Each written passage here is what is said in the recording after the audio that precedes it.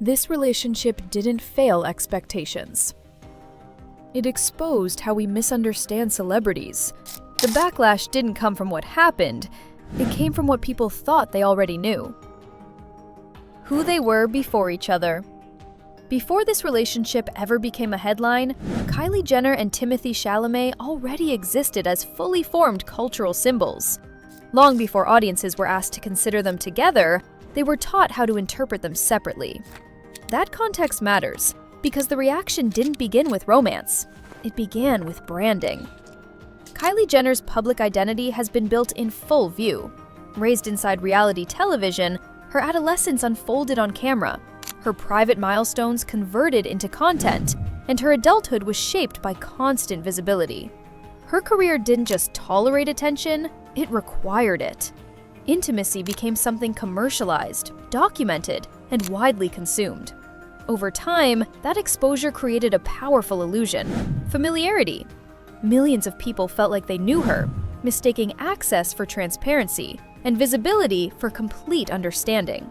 In that system, being seen constantly became confused with being fully understood. Timothee Chalamet emerged through the opposite path. His rise came through prestige cinema, selective interviews, and a carefully limited personal footprint. He rarely explained himself publicly, avoided oversharing, and allowed distance to become part of his appeal. That restraint was read as seriousness. His privacy was interpreted as depth.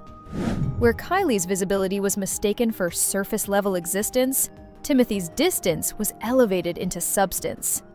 The less he revealed, the more audiences projected meaning onto him. This contrast didn't just create a difference, it created expectation. Viewers weren't evaluating two individuals meeting in real life, they were comparing two pre-packaged archetypes shaped by years of media conditioning. One symbolized exposure, the other symbolized restraint. One felt endlessly accessible, the other felt intentionally unreachable. So when these two worlds overlapped, audiences didn't pause to reassess the people behind the images. They reacted to the symbols they believed they already understood. They weren't reacting to a relationship, they were reacting to a clash of categories. The perception gap: why the internet rejected it instantly. The rejection didn't arrive after evidence or observation, it arrived immediately. Early rumors were treated like digital noise, clickbait meant to disappear within days. At first, disbelief was casual. The pairing seemed improbable, so audiences dismissed it without effort. But disbelief shifted once the rumors didn't fade. Quiet sightings persisted, public appearances happened without explanation, and discomfort began replacing dismissal. Instead of curiosity, the internet reached for shortcuts. Memes became the language of response, not because they clarified anything, but because they resolved uncertainty quickly. Humor filled the gap where understanding would have required patience. The relationship felt wrong before anyone could articulate why, and that discomfort demanded instant answers. This reaction wasn't emotional in the traditional sense, it was structural. In celebrity culture, visibility is often misread as superficiality. Privacy, by contrast, is treated as proof of seriousness. When those assumptions are challenged, contradiction triggers backlash. When they appeared together at the US Open, silence didn't calm the narrative, it intensified it. Silence didn't register as neutrality, it registered as provocation. Without an official narrative, speculation filled the space. Because in modern celebrity culture, silence is rarely interpreted as a boundary, it's treated as a puzzle demanding resolution. What's striking is how little evidence was required for rejection to solidify. There were no scandals, no contradictions in behavior, no public conflict. The discomfort came from misalignment with expectation alone. The reaction wasn't emotional, it was algorithmic. Branding versus reality, what audiences missed. A large part of the backlash came from confusing branding with personality. Kylie Jenner has spent years operating inside a system where visibility is currency. Her brand is polished, expansive, and deliberately public. But branding is not character. It's a public-facing framework designed to manage attention, not a complete map of private values. When audiences treated her branding as her entire identity, they collapsed a business strategy into a personality judgment. The same shortcut was applied in reverse to Timothée Chalamet. His restraint, limited interviews, selective public presence, minimal disclosure was elevated into a moral position. Distance was read as depth. Silence was interpreted as seriousness. Over time, that restraint hardened into expectation, that he represented a kind of cultural purity incompatible with highly visible celebrity ecosystems. That assumption says more about audience projection than about his actual behavior. What gets missed is that both have always managed access. They simply do it differently. Kylie controls visibility by structuring it, deciding what is shared, when, and how it's framed. Timothee controls visibility by limiting it, appearing sparingly, speaking selectively, and declining narrative expansion. One approach is expansive, the other is reductive. Neither is inherently more authentic. Verified behavior supports this distinction. Their joint appearances have been limited. There has been no integration into reality television. Red carpet moments have occurred only within professional contexts, aligned with awards or premieres, not personal branding campaigns. That pattern isn't contradictory. It's consistent. It shows two people maintaining their existing boundaries rather than dissolving them. Branding is not values. Silence is not emptiness. Control is not manipulation. When audiences treated these as moral indicators instead of media strategies, they missed what was actually happening. They weren't opposites. They were operating on different visibility settings. Reality versus narrative. What actually mattered to them?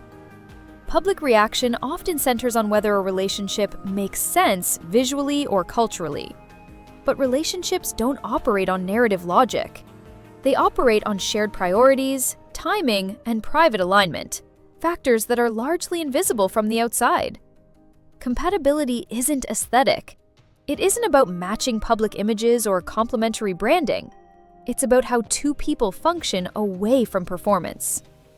What we can ground in fact is limited, but telling. The relationship has now spanned multiple years. That alone undercuts the idea of something fleeting or experimental. It has persisted through multiple award seasons, periods that typically amplify pressure, scrutiny, and public expectation. Despite that, there has been no volatility, no abrupt narrative shifts, no public conflict, no cycle of explanation and retraction.